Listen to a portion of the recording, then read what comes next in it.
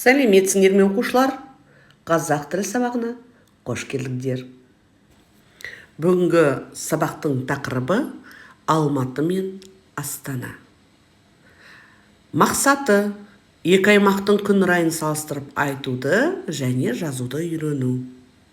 Сегодня мы будем сравнивать и писать погоду двух регионов. Это город, который находится на юге Алматы, и на севере Астана. Келесі суреттерге назар аударайық. Итак, смотрим на картинки. Сұрақтарға жауап беріңдер. Ответьте на следующие вопросы. Алматы қаласы қандай аймақта орналасқан? В каком регионе находится город Алматы? Алматыда жаз қандай болады? Жаңбыр жиі жауа ма? Какое лето в Алматы? И часто ли идут дожди? Алматының жазы қыдыруға қолайлы ма? Ашық күндер көп пе, әлде бұлтты күндер көп пе? Подходит ли лето Алматы для прогулок? Ясных дней больше или пасмурных? Алматыда қыс қандай болады? Жылы ма, әлде салқын ба? Қар қалың жауа ма? Какая зима в Алматы? Тепло или холодно? Много ли снега падает? Иә, балалар, осы сұрақтарға дұрыс жауап берді деген ойдамын. Алматы қаласы таулы аймақта орналасқан. Алматы расположен в горном регионе. Алматыда жаз ыстық болады, жаңбыр жиі жауады, бірақ жер тез кебеді. Лето в Алматы жаркое, часто идут дожди, но земля быстро высыхает. Алматыда жазды қыдырған өте қолайлы, өйткені ашық күндер көп. Летом очень хорошо, удобно гулять по городу, так как много ясных дней. Алматыда қыс жылы болады, жерге қар жұқа түседі. Зима в Алматы теплая, снег тонким слоем покрывает землю. Келесі тапсырма. Алматы қаласы туралы мәтінді оқы, толықтыр, көршімен салыстырып тексер. То есть, прочитайте текст о городе Алматы и дополните, используя данные слова. Жарайсыңдар, балалар. Олай болса, өздеріңді тексеріңдер. Проверьте себя. Мына суреттерге қараңыздар. Алматы қаласы туралы мәтінді басшылыққа алып, Астана қаласы туралы мәтін құрап айтыңдар. Посмотрите на картинки.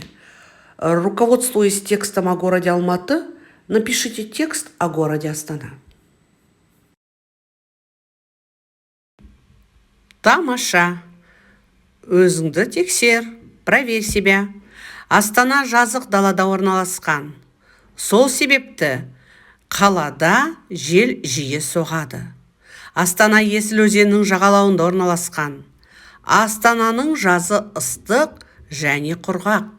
Қаланың айналасында орман немесе таулар жоқ. Сол себепті жел мұнда күшті болады. Қысы суық және ұзақ. Бұл жерге қар қалың түседі. Астана расположена на степной равнине. Именно поэтому в городе часто дует ветер. Астана расположена на берегу реки Исиль. Лето в Астане жаркое и сухое. Вокруг города нет ни лесов, ни гор. Поэтому ветер здесь сильный, зима холодная и продолжительная. Снег падает на землю толстым слоем. Тамаша. Келесіне ойланайық. Алматы мен Астананың күн райын, табиғатын салыстырып айт. Суреттерді басшылыққа ал. Следующее задание. По образцу сравните погоду и природу Алматы и Астана. Сонымен, өзіміздің жауабымызды тыңдайық. Итак, послушаем свой вариант ответа. Менің білуімше, Алматы оңтүстікте, ал Астана солтүстікте орналасқан. Сондықтан Алматы Астанаға қарағанда жылырақ. Алматыда жазда күн ашық болады. Табиғат аясында демалып, қыдыруға қолайлы. Насколько я знаю, Алматы находится на юге, а Астана на севере. Поэтому в Алматы теплее, чем в Астане. Летом в Алматы солнечно. Подходит для отдыха и прогулок на природе. Менің ойымша, Алматы қаласына қарағанда Астанада жел күштірек соғады. Өйткені Астана жазық далада орналасқан. Астананың жазы ыстық және құрғақ, қысы суық, ауасы таза. Я считаю, что в Астане ветер дует сильнее, чем в Алматы, потому что Астана расположена на степной равнине. Лето в Астане жаркое и сухое, зима холодная, воздух чистый. Келесі тапсырмада суреттердің орнына тиісті сөздерді қойып, сөйлем құрап жазасыздар. Замените картинки словами и напишите несколько предложений.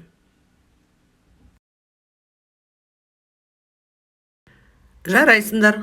Олай болса, өздеріңді тексеріңдер. Проверьте себя. Келесі тапсырманы үйге алыңыздар. Астана қаласы туралы мәтін құрап, суретін сал. Осымен бүгінгі сабағымыз аяқталды. Сау болыңдар. Назарларыңызға рахмет.